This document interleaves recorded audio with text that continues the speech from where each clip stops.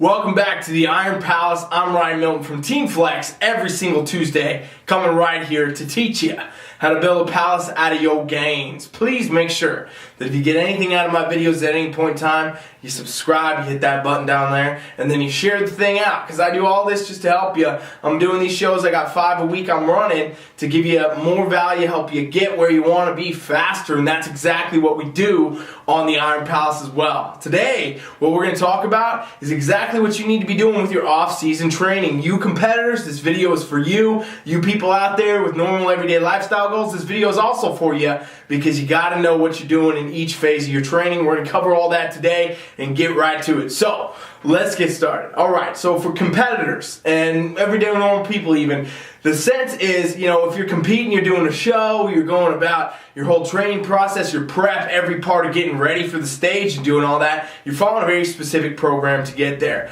What happens though is when the improvement season is what I call it, but most people say off season, I call it the improvement season. When that comes up, you don't have a specific plan. And this is why we see a lot of people, a lot of competitors, this happens to a lot of people that don't compete too, get way off track when they don't have a very specific goal, right?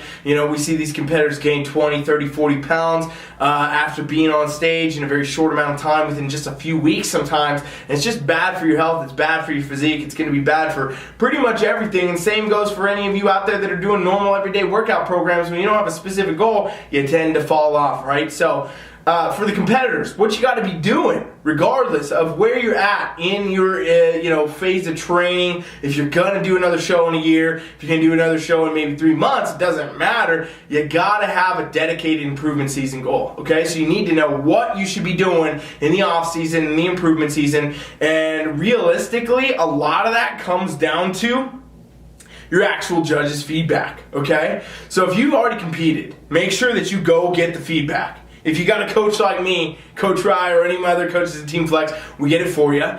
But a lot of people don't. So you will want to make sure you do get your feedback, and then you cater your off-season, your improvement season training to the actual feedback you got. And this is huge, because if you don't do this, it's likely you're not coming back better, or you're coming back in the way that the judges want to see you, and you're going to place better. In other words, a lot of coaches and a lot of competitors tend to think that they look at their own shots, they look at their own stuff, and they say, okay, I need to be leaner, okay, I need a little bit of this or that, okay, I need some more of that. And in reality, they have no idea actually what the judges wanted to see. You can make up stories and ideas in your mind, and insecurities will plague you all day with why you didn't place the way you wanted, or you didn't get the overall, whatever. But at the end of the day, the only way to know for sure and what you actually should improve and what you want to be coming back to stage with, that's going to be what the judges tell you. So definitely get your feedback. Make sure you get your feedback. Also, make sure you're doing high quality shows, okay? You don't want to be doing these there's a lot of random shows around the world, let's be honest. Some with very small, couple competitors show up, and then some with hundreds. You definitely want to get in front of the shows, in front of the judges that are going to be able to tell you good feedback versus just some, buddy that's doing a very small show and they do one a year or something like that. Their feedback will still be good, but it's not going to be as good as it could be, in other words, right? So like Sandy Williamson, she's head NPC, IFBB, bikini judge. She does a lot of shows. She's all around. If you get in front of her, she's the same judge that judges Olympia, right? And there's Steve Weinberger, does some shows, and he's also the judge at Olympia. Those are definitely good judges to be in front of if you want to go to the Olympia, right? The feedback they're going to give you, even at the amateur level, is going to be very good compared to, just some average Joe that's out there running one show a year that gets a couple competitors.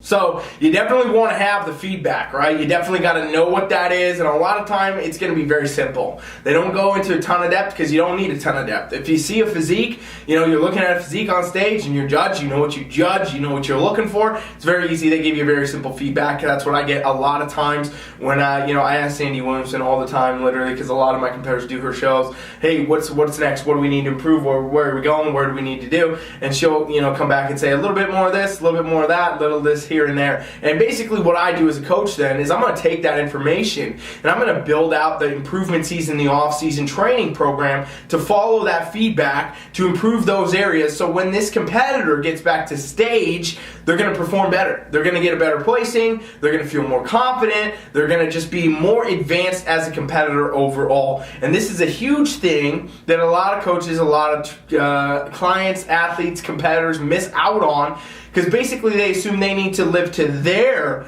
off season, their improvement season, not to mention if they don't fall off track altogether, okay? If they don't, usually they're going to go ahead and just say, okay, well, I think I need more glute ham tie. I think I need more shoulders. I think I need more back. And they go try to do that, and they bring that to stage, and in reality, they're still probably not going to score any better because they're not actually fitting the criteria what the judges want, right? And, there's great coaches out there, there's people that know what they're doing, but just still want to hear it from the judging panel themselves because they see it from a whole different way.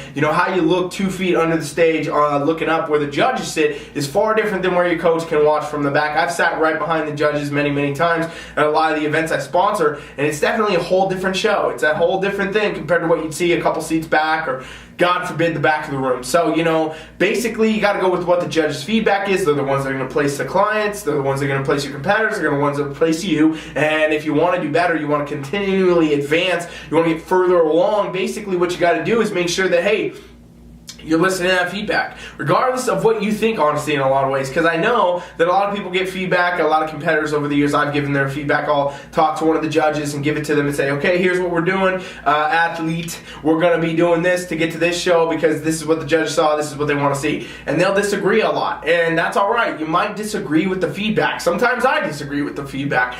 But it's not about agreeing or disagreeing with the feedback. It's about doing what it takes to get you better placing, advance you in the sport, and do all that, right? And obviously, you want to have your own blend of what you're bringing to the stage, your own personality, the things that you like about your physique. But now, today, honestly, with so many different divisions, it's very hard that if you had a specific look in mind you wanted for your physique, that you can't find a spot in one division or another. The division you might be competing in, if your feedback is always come back smaller, come back leaner, come back this and that, and you want to be bigger, you want to be a little bit thicker, you might just consider doing a different division, right? For bikini competitors, a lot of times they'll get feedback that they need to bring some muscle down because they're too muscular in their quads or their legs or something like that. Well, you know what? Wellness. Now, wellness is out. Might be a good place for you to go, right? So you got to look at all these different things. You got to look at the different divisions. But realistically, when it comes to an improvement season, off season, what you need to do is make sure that you've catered your training to whatever that feedback was, because that's the way that you're going to get better placings, advances a competitor, get the pro card, win the pro shows, move up to Olympia, so on and so forth. So if you expect to do well, you got to listen to what the judges say.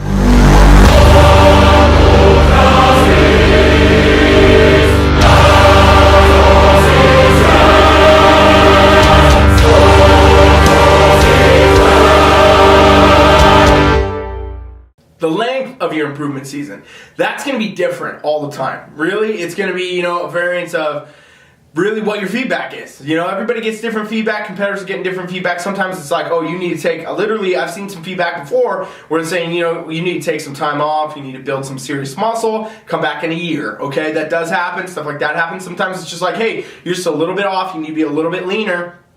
Or you need to be a little less lean even, and you're going to come in and be better, you're going to do better, perform better. So realistically, the time that you're going to take in an improvement season will be totally individual to you. And what you need to do is really talk with your coach. What I do with my competitors, I say, okay, here's the feedback. We probably need about this much time in improvement season, and then we'll do this much time in a prep season. Obviously, it's my best guess estimate because we're not sure how your physique's going to respond. We're not sure how your body's going to respond. I mean, I can give you the best examples of what I think. I can give all my athletes, my clients, the best examples of what I think is going to happen. But it's all comes down to the individual, right? And how well they execute the nutrition, how well they execute the training, and so on and so forth. What's going on in their life also matters a lot. If you got a lot of high stress, things are going to be different than if you have very low stress, so on and so forth. So there's a lot of different variances that come into this stuff when we're really looking at it. But figuring out exactly where you want to be, exactly how you want to work it, and, where this improvement season is going to take it into another competition season, and that total length is going to be different for everybody. And so that's important to know. A lot of competitors get caught up looking at other competitors on Instagram saying, oh, she did 12 shows this year, well, I only did one, and, whatever. Doesn't matter. What you need to do is make sure you know what's going to work best for your physique, what's going to get you where you want to be, and what's going to get you the best placing, right? And also your own individual competition goals strongly come in to your improvement season. If you're just a competitor that likes to show up and, try to place top 5, maybe you don't even care about placing, maybe you just love the sport, because those people do exist, it's likely you're not going to take your improvement season as seriously as someone trying to get an IFBB pro card or someone trying to go to the Olympia, so on and so forth, right? So you got to know where you're doing, what you're doing, so on and so forth is the word of the day today, because this stuff goes on and on. I'm just trying to give you the surface layer, kind of give you the examples of what kind of an improvement off season should look like.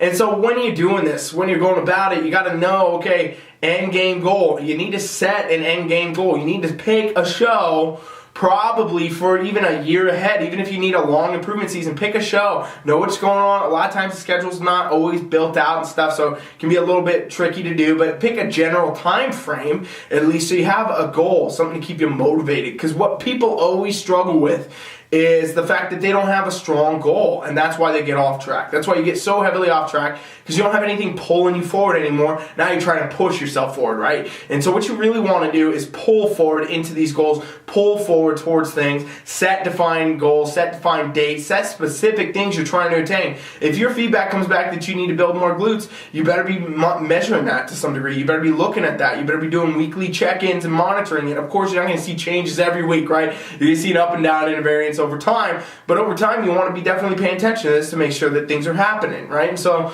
that's what I'm doing with my athletes and my competitors. That's what our coaches at Team Flex do. If you want help, go to teamfflex.com, subscribe to our free trial. We can show you how to do this for free. I'll show you how to train for your goals, show you how to train for whatever you're trying to do right now. Me or one of my kick-ass coaches can get you set up, and it's totally free. There's no obligation. So if you're serious about competing, you're serious about doing an off-season, you're serious about getting your goals right, you would definitely do that. TeamFFLEX.com, check it out. Overall, what you got to take home from this video, no matter if you're a competitor or you're an everyday lifestyle client, you got to have a strong goal all the time, right? You got to make sure you know what you're doing. You got to make sure you know why you're doing it. And then you got to make sure it has a definite, defined date to attain it, okay? And these things might shift. Keep in mind, these things always might shift. You might say, okay, I want to shoot for a show in June next year, and you might need to move that to September. Things can come up. Life circumstances change. Maybe it didn't go the way that you wanted it to. Maybe you ended up, maybe fell off the wagon. Things happen all the time. And so you could have broke your toe checking the mail or something, right? And it set you off for a few weeks. Happens all the time. So with that, you got to know, okay, there's got to be some flexibility. There's got to be some variability. That thing's going to come up because that's called life. But at the end of the day, having these goals in mind, having things to work towards and having things to push towards is always going to help you get further than you would have if you didn't have them. In other words, there's that really old school kind of quote that's kind of cheesy. If you aim for the moon, at least you're going to land in the stars. It's true, because at the end of the day, you were aiming for the damn moon, so at the worst, you're going to land in the stars, right? And that's because you had a specific goal. You had a specific thing to attain, and so you're going to be far better off than you would, if you didn't have these goals. So set strong improvement off-season goals. Set strong program goals, period. Make sure your coach is on the same page with this. I can't say how important this is. That you have a coach that understands all your goals, understands what your goals are, and understands how to set these goals with you that are realistic in a time frame that will be realistic. You need somebody that's going to be honest with you, okay? A lot of coaches I know out there say a lot of wishy-washy stuff. They're kind of just saying generic, dodgy stuff. They're not really setting these specific stuff with you. And then when you don't do well, they're just telling you, hey, you know what, next time, whatever. The point is, you got to know these goals. You got to know why these things happen. You got to know why. If you didn't do the way you want to at the show, hopefully you got the feedback. Hopefully your coach got the feedback. Hopefully now you can see a clear example of, oh, that's okay. I understand that. Now you take that and you put it to work, right? If you're routinely just showing up at shows and not doing good, not getting the feedback, it's going to be another vicious cycle of that. You're only going to continue along the path of not doing how you want to do at these competitions. So realistically, the most important thing you can do is set these strong goals, and you got to have all the right info, and you got to have somebody in your corner to help guide you. Again, if you want help from me or one of my coaches for free, go to teamfflex.com right now and subscribe to the trial, and we'll show you how had to do it. I mean, there's no other simple way. If you're serious about your goals, you would definitely take advantage of it because it's world-class coaching. It's absolutely free. Thank you for watching the Iron Palace. I hope you got something out of this today. Share the video, subscribe to the channel, and drop me some comments. Let me know what you thought. Please give me a thumbs up here on the video too. I appreciate it. And let me know what you guys want to see. Give me more content. Give me more topics. You can drop a comment. Let me know, and we'll get it on the show. I appreciate all you watching. Thank you for watching. This is the Iron Palace. I'm Ryan Milton from Team Flex. I'll be back tomorrow for first call-outs, and I'll be back every single Tuesday for the Iron Palace and 5 other shows a week. Thank you for watching. Coach Rat is out.